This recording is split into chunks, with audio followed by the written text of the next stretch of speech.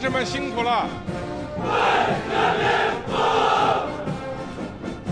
ሰላም ጤና ይስጥልኝ ውድ ተመልካች አድማጮቻችን ይህ ኤንቢሲ ወቅታዊ ዓለም አቀፋዊ ዝግጅታችን ነው።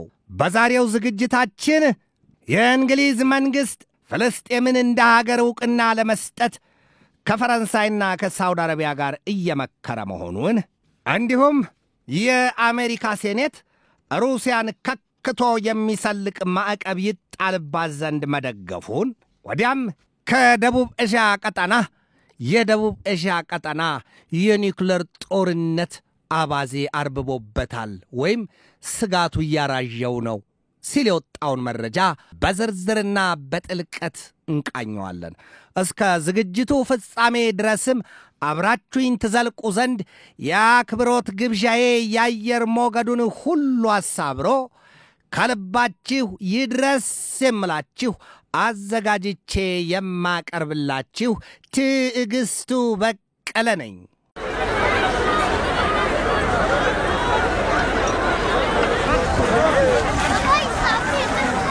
የበላን ያብላለዋል የለበሰን ይበርደዋል ይላሉ ኢትዮጵያውያኑ አበው። ይሄ ማለት ደግሞ በልቶም እንዳልበላ ያልጠገበም ለመምሰል በወዙ ለመሆን የሚል አቻ ትርጉምን ያሳያል። እንግሊዝ ፍልስጤምን እንደ ሀገር ዕውቅና ለመስጠት ከፈረንሳይና ከሳውዲ አረቢያ ጋር እየመከረች መሆኑ ተነግሯል። ዛሬ የወጣ መረጃ ነው።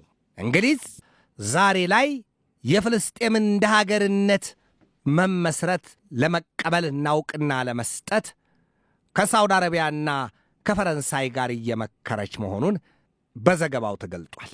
የእንግሊዙ የውጭ ጉዳይ ሚኒስትር ዴቪድ ላሚ በሰጡት ማብራሪያ ሀገራቸው ከሳውዲ አረቢያና ከፈረንሳይ ጋር ፍልስጤምን እንደ ሀገር ዕውቅና ለመስጠት በጥልቅ ዱለት ውስጥ መሆኗን አስታውቀዋል። ላሚ ሀገራቸው ጠቃሚ ሆኖ ካገኘችው ፍልስጤምን እንደ ሀገር ለመቀበል ማቀዷን ሲገልጡ ያሉት አንድ ነገር ግን አለ።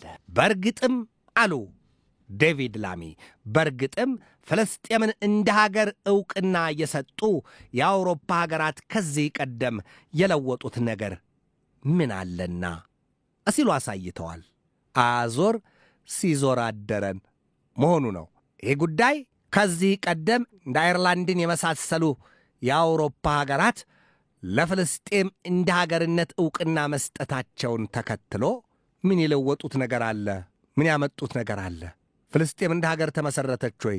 ምክንያቱም አሜሪካ ድምፅን በድምፅ የመሻር መብቷን ተጠቅማ ሐሳቡን ውድቅ ማድረጓ በቀደመው ዘመን ሲነገር እንደነበር አይዘነጋም።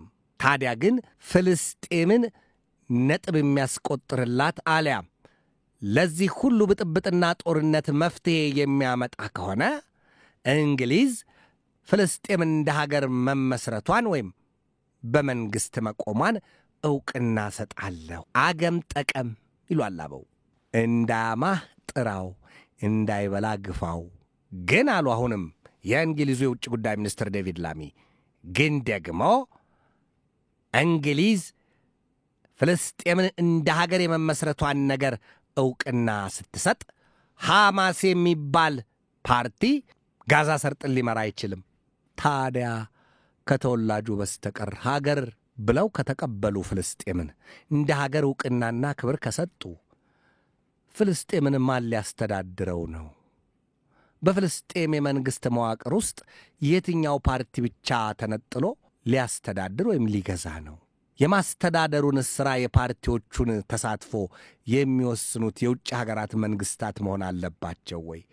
በጣም ብዙ ጥያቄ ይነሳል። ሐማስ ደግሞ ሰማዩ ዝቅ መሬቷ ከፍ ቢሎም የጋዛ ሰርጥን ከማስተዳደር የሚቀማኝና የሚከለክለኝ የለም በሚለው አቋሙ ጸንቷል። እንግሊዝ ይህንኑ የፍልስጤምን እንደ ሀገር የመቀበል አልያም ዕውቅና የመስጠቱን ጉዳይ ከፈረንሳይና ከሳውዲ አረቢያ ጋር እየመከረች ነው የተባለው። ብቻዋን መወሰን አትችልም ወይ? ምን ማለት? የለም ጉዳዩ ወዲህ ነው ይላሉ የፖለቲካው ዘርፍ ተንታኞች። የፈረንሳው ፕሬዚደንት ኢማኑኤል ማክሮን ፍልስጤምን እንደ ሀገር ዕውቅና ለመስጠት በቀጣይ ሰኔ ወር የሚካሄደውን የመንግስታቱ ድርጅት ጠቅላላ ጉባኤን እየጠበቁ ነው። በዚያን ጊዜ ፈረንሳይ ለፍልስጤም እንደ ሀገር መመስረት ዕውቅና ትሰጣለች። ይህንን ያሉት የፈረንሳው ፕሬዚደንት ኢማኑኤል ማክሮን ናቸው።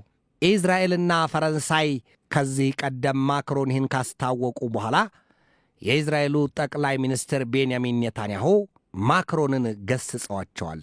ከሰደበኝ የነገረ ይበለጠ ነውና ያንን ማንሳት አያስፈልግም። ነገር ግን ኢዝራኤል የፈረንሳይን አቋም ክፉኛ ተችተዋለች።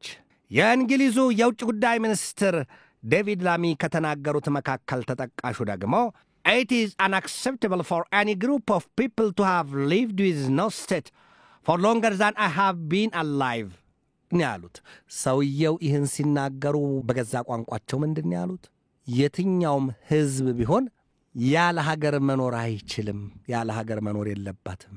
ታዲያ ዛሬ እነዚህ ሀያላን መንግስታት ይህንን ሲሉ የሚያንማርን እንግልቱና ሰቆቃ የተረፋቸውን የሮሂንግያን ስደተኞች ስለምን መመልከት ተሳናቸው? ሮሂንግያዎች ብርቱ ሰቆቃቸው ለድፍን ዓለም የተረፈ ነው። እጅግ የሚያሳዝኑ ሕዝቦች ናቸው። በእንግልት በስደትና በብዙ ሰቆቃ ውስጥ ያሉ ናቸው። ምን አለ ሮሂንግያዎችንም ሀገር ያስፈልጋችኋል የሚል እንደ መንግሥት ዕውቅና ሰጥቻለሁ የሚል ሀገር ብድግ አለማለቱ ወይም ያለመነሳቱ አጠያያቂ ጉዳይ ነው።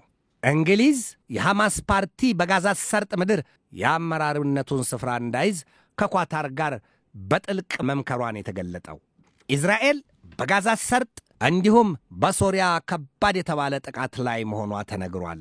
ዛሬ የኢዝራኤል የጦር አውሮፕላኖች በሶሪያ የፕሬዚደንቱ ቤተ መንግሥት አካባቢ ዳማስቆ በሚገኘው ማለት ነው ክፉኛ ስፍራውን በቦምብ ማበራየታቸው ተነግሯል። በሶሪያ የድሩዝ ማኅበረሰብ የአህመድ ሻራ መንግሥት የዘር ማጥፋት ወንጀል ፈጽሞብናል ሲሉ መክሰሳቸውን ተከትሎ ነው ኢዝራኤል በዳማስቆ የፕሬዚደንቱ ቤተ መንግሥት አቅራቢያ የቦምብ ናዳዋን ያዘነበችው። ይህ እንግዲህ ከመካከለኛው ምስራቅ ቀጠና ምድር ያለ የሰሞኑ አበሳ ነው። የጋዛ ሰርጥ ጉዳይ ዛሬም ለሰሚው ግራ ነው። የምግብ፣ የውሃ፣ የመድኃኒትና የነዳጅ ጉዳይ አይደርስም፣ ተከልክሏል፣ ተዘጋግቷል ነው የተባለው። ረሃብና ውሃ ጥምን የሚያቅ ሰው በዚያ ውሳኔ ምን አይነት ስሜት እንደሚኖረው ለመገመት አይከብድም። የጋዛ ሰርጥ ሰቆቃ ማብቂያው መቼ ይሆን? ገሚሱ ይሄው እንደ እንግሊዝ እንደ ፈረንሳይና እንደ ሳውዲ አረቢያ መሰሎቹ ሀገራት የለም የሁለቱን ወገኖች ጦርነትና ደም መፋሰስ የሚያቆመው ዘ2 ስቴት ሶሉሽን ነው ይላሉ። የሁለት ሀገርነት ብልሃት። ሁለት ሀገር ሲሆኑ እስራኤል ሀገር ናት፣ መንግሥት አላት። ፍልስጤምም እንደ ሀገር ድንበር ተከልሎላት በተለይም እንደ አውሮፓውያኑ አቆጣጠር በ1967 ወደ ነበረበት የድንበር አከላለል በዚያ ተመልሶ ኢየሩሳሌምን ዋና ከተማ አድርገው ፍልስጤማውያን ሲከለሉና ሲኖሩ ብቻ ነው ይላሉ። እዚህ ጋር ነው ታዲያ የነገሩ ሁሉ የእሳቱ ምንጭ የሚቶገው ወይም የሚፈነዳው። ኢየሩሳሌም የፍልስጤማውያኑ ናት የሚለው ነገር በተለይ በኢዝራኤልና በፍልስጤማውያን ልጆች መካከል ምን ጊዜም ቢሆን ለዘመናት ከዚህም ቀደም ከዚህም በኋላ የማይግባቡበት ነጥብ ነው የሚባለው። እንዴት ቢሉ ደግሞ ፍልስጤማውያኑ የኢየሩሳሌምን ከተማ የፍልስጤም ንብረት ወይም ይዞታ መሆኗን በዶም ኦፍ ሮክና በአላቅሳ መስጊድ ጥንታዊነት በዚህ ማረጋገጥ ይቻላል። ዓለም ምን ገደደው? ምኑ ከበደው? ይህንን እውነተኛ ፍርድና ሚዛናዊ ፍርድ ውሳኔ ለመስጠት ዓለም ምኑ ነው የከበደው? ሀገራት ምኑ ነው የተዘጋባቸው የተዳፈነባቸው? የቱ ጋ ነው? የእኛ ናት ኢየሩሳሌም።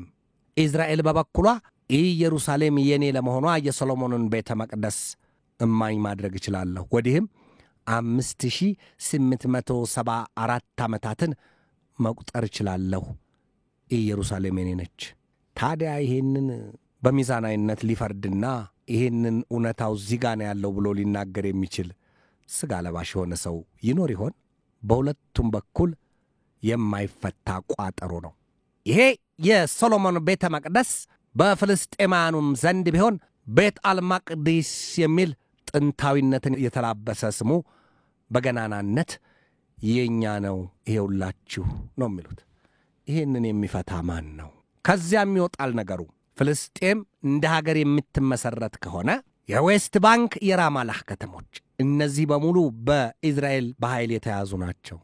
የእስራኤል የሰፈራ ግንባታዎች ተገንብተውባቸዋል። የይሁዳና ሰማሪያ፣ የቤትልሔም፣ የቤትላህያ፣ የቤት ሐኑን እነዚህን የመሳሰሉ በጣም በርካታ መንደሮች የፍልስጤማውያን ናቸው። ይሄ ይረጋገጥልን። አሁን እንግዲህ መንግስታት ከዳር ቆመው መግለጫ ሲሰጡ የማይመለስ ጥያቄ መሆኑን በተገቢው መገንዘብ ያስፈልጋል። በእሳቱ ላይ ቤንዚን ማርከፍከፍ ነው። ፍልስጤምን እንደ ሀገር ዕውቅና ሰጥተናል። በመንግስታቱ ድርጅት መቀመጫ ይኑራት ፍልስጤም፣ እንደ ሀገር ትወከል። የለም። ታዲያ ከመረቁ አውጡልኝ ከሥጋው ጾመኛ ነኝ እየተባለ የፍልስጤማውያኑ ጉዳይ እስከ የትኛው ዘመንና የትኛው ትውልድ ድረስ በቋጠሮነቱ ይቀጥል ይሆን? በጥያቄ ያለ ጉዳይ ነው። ይሄ መካከለኛው ምስራቅ ቀጠና ውስጥ ያለ ጉዳይ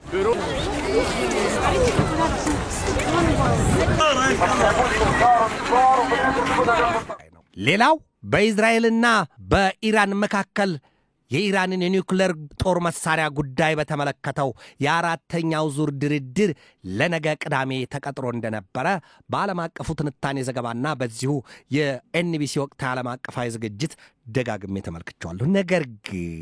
ነገር ግን ዛሬ የወጣው መረጃ እንደሚያሳየው የነገው አራተኛው ዙር ድርድር ለሌላ ጊዜ ተላልፏል የሚል መረጃ ወጥቷል። ለዚህ የተለያየ ምክንያትን የቀረበው የኢራኑ የውጭ ጉዳይ ሚኒስትር አፈቀላጤ ኢስማኤል ባጌ ምንድን ያሉት? የለም እኛ ይህንን የድርድር ቀን ወደ ሌላ እንድናስተላልፍ ጥያቄ የቀረበልን ከኦማኑ የውጭ ጉዳይ ሚኒስትር ነው አሉ።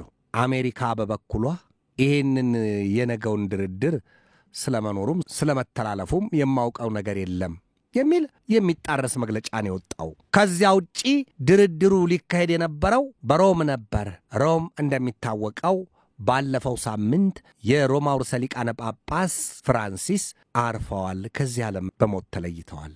ታዲያ እሳቸውን የሚተካ ርዕሰ ሊቃነ ጳጳስ ለመምረጥ ቫቲካን በልዩ ሽርጉድ ውስጥና ዝግጅት ውስጥ ናት።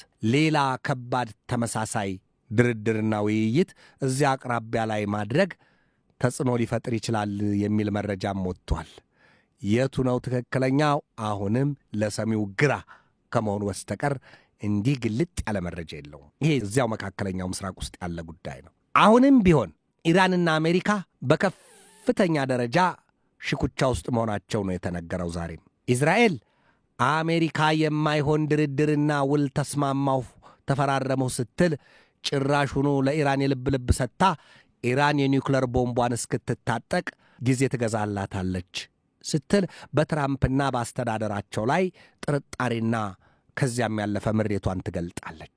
ኢራን በበኩሏ ሰሞኑን በወደብ ከተማዋ ላይ የደረሰው ፍንዳታ የምጣኔ ሀብቷን እጅጉን ነቅንቆታል፣ እጅጉን አላሽቆታል ነው የሚባለው። በባንዳር አባስ የሻሂድ ራጃዬ ወደቧ ላይ የደረሰው ከባድ ፍንዳታ በገንዘብ ተተምኖ አይን ነገር እንጂ ኢራንን አከርካሪዋን እንዳቆሰለው ግን የወጣው መረጃ ያሳያል። ኢራን ለዚያ ጥቃት ገሚሶቹ ሹሞቿ እስራኤል እጁ አለበት ይላሉ። ገሚሶቹ ደግሞ የለም ያለ በቂና ያለ አትኩሮት የተቀመጠ የኬሚካል ውህድ መንስኤ ሆኗል ሲሉ ወደ ቤታቸው ያሳያሉ። ጉዳዩ አሁንም ውስጡን ለቄስ ነው፣ የሚታወቅ ነገር የለም። ይሄ ነው። ወደ ኤዥያ ቀጠና እናምራ። በኤዥያ ቀጠና በተለይም በደቡብ ኤዥያ ቀጠና የኒውክሌር ጦርነት ስጋት አንዣቧል የሚል መረጃ ወጥቷል ዛሬ። በእርግጥም በኤዥያ ቀጠና የኒውክሌር ታጣቂዎቹ ሀገራት ቁጥር 4 አሉ። ሰሜን ኮሪያ፣ ቻይና፣ ፓኪስታንና ህንድ። በተለይ የኮሪያ ልሳነ ምድርን እንዲህ እየወዘወዘና እሳቱን እያራገበ ያለው የሰሜን ኮሪያ የኒውክሌርና ባላስቲክ ሚሳይል ተደጋጋሚ ሙከራና በደቡብ ኮሪያና በጃፓን እንዲሁም በአሜሪካ ላይ የከፋ ዛቻና ማስጠንቀቂያ መሰንዘር፣ ወዲህም አሜሪካ ጃፓንና ደቡብ ኮሪያን በተመሳሳይ በዛው በኮሪያ ልሳነ ምድር የውሃ አካላት ላይ የአየርና የባህር ላይ የጦር ልምምድ ማድረጋቸው፣ ይሄ ለበቀል ሲያዛዝታቸው የኒውክሌር ጦር መሳሪያ እንጠቀማለን እየተባባሉ ይዛዛታሉ፣ ይፏከራሉ። ይሄ አንዱ ነው። ሌላው ግን ሰሞኑን በህንድና ፓኪስታን መካከል የፈነዳው የእሳት አበላ መገደቢያ አያገኝም። ምክንያቱም ሁለቱም ደሃና እሳት ሲነካኩት አይወድም። ስለዚህ ሆድ ለባሰው ማጭድ አታውሰው ነው የሁለቱ ሀገራት ጦር ኃይል በተጠንቀቅ ቆሟል፣ ተፋጧል። በድንበሩ አካባቢ ሁለቱ ሀገራት ከ740 ኪሎ ሜትር በላይ ድንበር ይጋራሉ። ስለዚህ በዚያ ድንበራቸው ሁሉ ከፍተኛ የተባለ ፍጥጫ ነው ያለው። እንዲያውም የተኩስ ልውውጥም አለ ነው የሚባለው። ሁለቱ የኒውክሌር ታጣቂ ሀገራት ናቸው። ታዲያ አንዱ የተጠቃ ከመሰለው በቀጥታ የኒውክሌር ጦር መሳሪያውን ሊተኩስ ይችላል። ለዚያ ነው ሆድ ለባሰው ማጭድ አታውሰው። አሜሪካና ፈረንሳይን መሰሎቹ መንግስታት በጸረ ሽብር ዘመቻው ህንድ ካንቺ ጋር ነን ሲሉ ምላሳቸውን በረዥሙ እየላኩላት ነው። ፓኪስታን ደግሞ አያስደስታትም። ስለዚህ የመጨረሻውን ኃይል ልጠቀም ካለች የህንድ መጨረሻው ምን ሊሆን ይችላል? ፓኪስታን በጣም ለተደጋጋሚ ጊዜ ህንድን ከዓለም ካርታ ሰርዛታለሁ ስትል መዛቷ ይታወቃል። ሌላም አለ በዚያው በእስያ ቀጠና ውስጥ የኒውክሌር ታጣቂዋና በዓለም የምጣኔ ሀብት ሁለተኛዋ ሀገር ቻይናም በደቡብ ቻይና ባህርና በታይዋን ደሴት ጉዳይ ጥቃት አይገባኝም፣ ታይዋን ሉዓላዊ ግዛቴ ናት፣ በሷ ጉዳይ ላይ ማንም ጣልቃ ገባለሁ ካለ የእሳቴን ጅራፍ ሊቀበል ይችላል። የዚያ የእሳት ጅራፍ ደግሞ እንዲህ በክሩይዝ ወይም በሱፐርሶኒክና በባላስቲክ ሚሳይል በታንክና በጦር አውሮፕላኖች ብቻ አይደለም፣ በቀጥታ የኒውክሌር ጦርነት ነው የሚሆነው። ይሄ ጉዳይ አለ።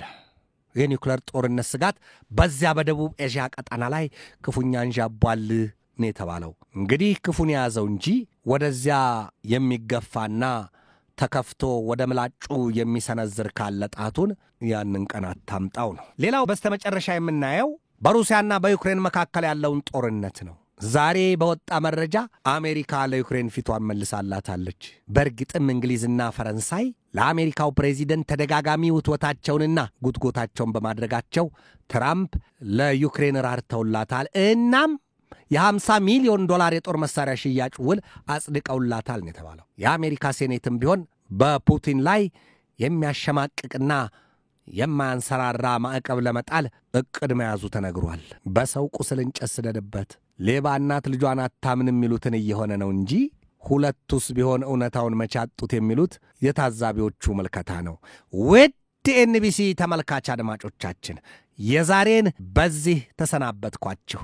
ሰኞ በሌላ ርዕሰ ጉዳይ እጠብቃችኋለሁ። እስከዚያው ከልባችን እስከ ዓለማችን ሰላም ተመኘሁ። በድጋሜ ሰላም።